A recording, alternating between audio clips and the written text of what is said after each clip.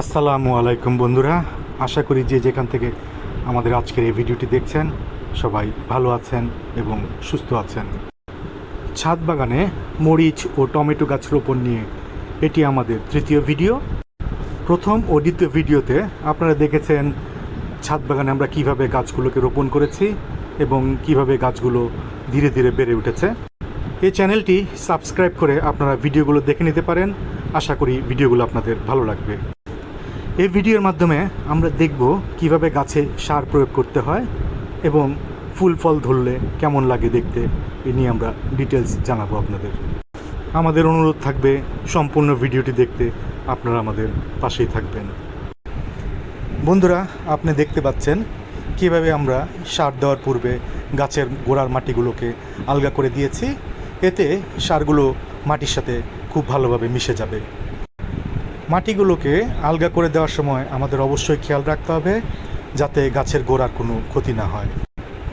বন্ধুরা, আমরা সম্পূর্ণ অর্গানিক সার ব্যবহার করব, কোনো রাসায়নিক সার ব্যবহার করার প্রয়োজন নেই। আমরা মূলত কম্পোস্ট, হাড়ের গুঁড়া, কোকোপিট, শিঙের গুঁড়া, ঝিনুকের গুঁড়া এগুলিরই একটা মিশ্রণ সার হিসেবে ব্যবহার করব। বন্ধুরা, আপনারা অলরেডি দেখতে পাচ্ছেন আমি কিভাবে গাছের চারপাশে সারগুলোকে ছিটিয়ে দিচ্ছি।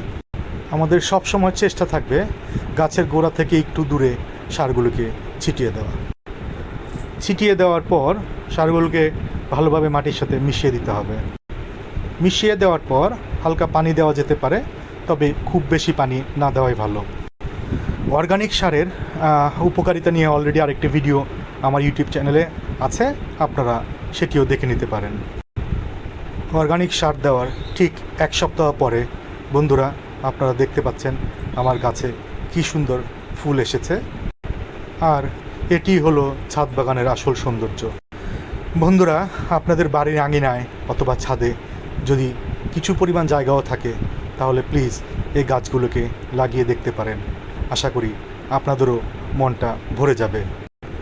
বন্ধুরা, আমি এখন প্রতিদিন অপেক্ষায় থাকি কখন এ ফুল থেকে গাছে ফল ধরবে, আর এ নিয়ে আপনাদের জন্য নতুন একটি ভিডিও তৈরি করব। চলুন বন্ধুরা, এবার আমার মরিচ গাছগুলো দেখে নেওয়া যাক। গত ভিডিওতে আমরা আপনাকে দেখিয়েছিলাম আমার একটা মরিচ গাছ কিভাবে পানি জমে নষ্ট হয়ে যাচ্ছিল, আর এই ভিডিওতে দেখব পানি নিষ্কাশন ব্যবস্থা উন্নত করার পরে আমার গাছের কি অবস্থা। বন্ধুরা, আপনারা অবশ্যই দেখতে পাচ্ছেন গাছের পাতাগুলো তখন বেশ ঝিমিয়ে গিয়েছিল, এখন মাশাআল্লাহ গাছগুলো কিভাবে পাতাগুলো আবার জেগে উঠছে। তাই যারা নিয়মিত ছাদ বাগান করতে আগ্রহী ওনাদের কাছে আমার অনুরোধ থাকবে আপনারা আমার এই ভিডিওগুলো দেখতে পারেন। এতে করে আপনাদের ছাদ বাগান করা খুব সহজ হবে। আজ এ পর্যন্তই বন্ধুরা, আশা করি ভিডিওটি আপনাদের ভালো লেগেছে। আর যদি ভালো লেগে থাকে তাহলে প্লিজ লাইক, শেয়ার, কমেন্টস আর সাবস্ক্রাইব করতে ভুলবেন না। আবারও বন্ধুরা দেখা হবে নতুন কোনো ভিডিও নিয়ে। ততক্ষণ পর্যন্ত ভালো থাকবেন, সুস্থ থাকবেন আর আমার এই চ্যানেলের সাথেই থাকবেন। আসসালামু আলাইকুম।